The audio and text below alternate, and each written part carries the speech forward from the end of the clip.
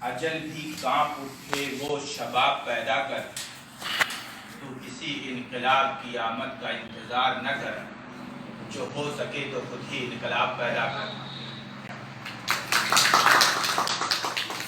محترمہ پرنسپل میں اور لائق احترام اساتذہ کرام اور یہاں پر بیٹھے ہوئے تمام لوگ، جیسا کہ معلوم ہے کہ آج ہم لوگ سوامی وویکانند کی یوم پیدائش منا رہے ہیں۔ بہت سارے لوگوں نے ان کی شخصیت پہ بولا۔ علامہ اقبال کا ایک شعر میں ان کی شخصیت کے حوالے سے کہنا چاہوں گا کہ ہزاروں سال نرگس اپنے بے نوری پہ روتی ہے، بڑی مشکل سے ہوتا ہے چمن میں دیدور پیدا۔ صدیاں گزر جاتی ہیں،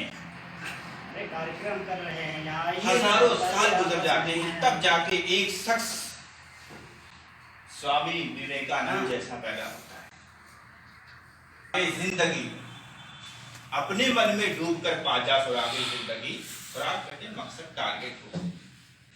تو اگر میرا نہیں بنتا ہے اپنا تو بن۔ جس سوچ کو سوامی وویکانند دینا چاہتے تھے وہ سوچ تھی کہ اپنے اندر کی صلاحیتوں کو پہچانیے، اپنے آپ کو پہچانیے۔ آپ کون ہیں؟ جس دن آپ نے یہ پہچان لیا میں کون ہوں، میں کیا کر سکتا ہوں اس دنیا میں، اس دن آپ کامیاب ہو گئے۔ اگر آپ نے اپنے آپ کو کمزور سمجھا، لاچار سمجھا، تو آپ دنیا میں کچھ نہیں کر سکتے۔ علامہ اقبال کا شعر ہے کہ ان کی سوچ اور علامہ اقبال کی سوچ کافی ملتی جلتی سوچ تھی، تو اس لیے میں ان کے شعر کا حوالہ دیتا ہوں آپ کو کہ ستاروں سے آگے جہاں اور بھی ہیں، ابھی عشق کے انتہا اور بھی ہیں، اگر لٹ گیا ایک نشیمن تو کیا غم، مقامات آہو فغاں اور بھی ہیں، اور تہی زندگی سے نہیں ہے فضائیں، یہاں سینکڑوں کارواں اور بھی ہیں۔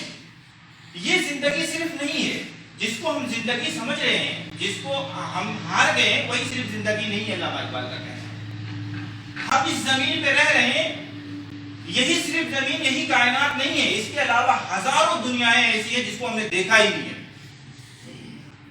کوئی اور کے کارواں کے دل سے احساس زیاں جاتا رہا۔ اس کا مطلب میں بتا دوں، اگر انسانی زندگی سے کسی بھی شخص کا کوئی سامان لٹ جائے، تباہ و برباد ہو جائے ایک مرتبہ، تو وہ دوبارہ حاصل کر سکتا ہے۔ شرط یہ ہے کہ اس کے اندر وہ فکر، وہ سوچ باقی ہونی چاہیے کہ ہمیں اسے دوبارہ حاصل کرنا ہے۔ جب تک اس کے اندر یہ سوچ باقی ہے تب تک اس چیز کو دوبارہ حاصل کر سکتا ہے۔ اگر اس کی سوچ مر گئی تو وہ انسان وہیں پر ختم ہو گیا، پھر اس کے بعد وہ کوئی چیز حاصل نہیں کر سکتا۔ یعنی سامان دوبارہ حاصل کیا جا سکتا ہے۔ میں علامہ اقبال اور ان کی سوچ کو، اس فکر کو ملاتے ہوئے ایک شعر اور کہوں گا کہ جو لوگ اپنی زندگی میں اپنے مقصد اور اپنے ٹارگٹ سے محبت کرتے ہیں اور اس کے لیے کچھ بھی کرنے کو تیار ہوتے ہیں، چاہے جو کرنا پڑے، وقت اور حالات سے لڑنا پڑے، وہ لڑتے ہیں۔ تو علامہ اقبال نے ایک مرتبہ کہا تھا، ایک واقعہ تھا کہ ایک پیغمبر گزرے ہیں، حضرت ابراہیم علیہ السلام نام تھا ان کا۔ انہوں نے جب وقت کے بادشاہ کے سامنے جا کر کہا کہ گاڈ ایک ہے، تو اس نے ان کو جو ہے کہا تمہیں میں آگ میں پھینک دوں گا اٹھا کے۔ وہ نہیں ماننے کو تیار تھا۔ بہرحال اس نے ان کو آگ میں پھینکوا دیا، اور جب وہ پھینکنا نہیں بلکہ پھینکوا دیا، اور وہ ڈرے نہیں، وہ خوف نہیں، بلکہ مسکراتے ہوئے اس آگ میں گرے جا کے، اور گاڈ کو بچانا تھا، انہوں نے بچا لیا۔ وہ واقعہ آپ پڑھ سکتے ہیں جا کے۔ تو علامہ اقبال نے وہاں پر ایک شعر کہا جو کہ بے خطر کود پڑا آتش نمرود میں عشق، عقل ہے محو تماشائے لبے بام ابھی۔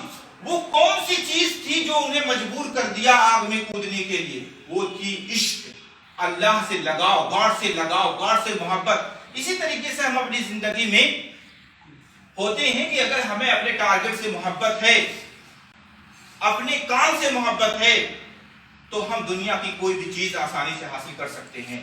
میں آپ سے الوداع چاہوں گا کہ یقین محکم عمل پہ ہم محبت فاتح عالم. یقین محکم، اگر آپ کو اپنے اوپر پورا کانفیڈنس ہے کسی بھی چیز کو پانے کے لیے، تو شاعر کہہ رہا ہے کہ جہاد زندگانی میں ہے یہ مردوں کی شمشیر. اگر جو مرد ہوتے ہیں مطلب بہادر قسم کے لوگ ہوتے ہیں تو ان کے لیے یہ تلوار کا کام کرتی ہے. اور کہتے ہیں آگے اور ایک شعر تھا کہ جو ہو ذوق یقین پیدا تو کٹ جاتی ہیں زنجیریں. آپ کے پاؤں میں بیڑیاں رکھ دی جائیں، اس کے بعد بھی اگر آپ کے اندر کانفیڈنس ہے تو ان بیڑیوں کو بھی آپ توڑ سکتے ہیں. کوئی بیڑیاں آپ کے معنی نہیں ہو سکتی ہیں آپ کے مقصد میں، آپ کے ٹارگٹ میں پانے کے لیے. تو بس اسی باتوں کے ساتھ میں آپ سے الوداع چاہوں گا.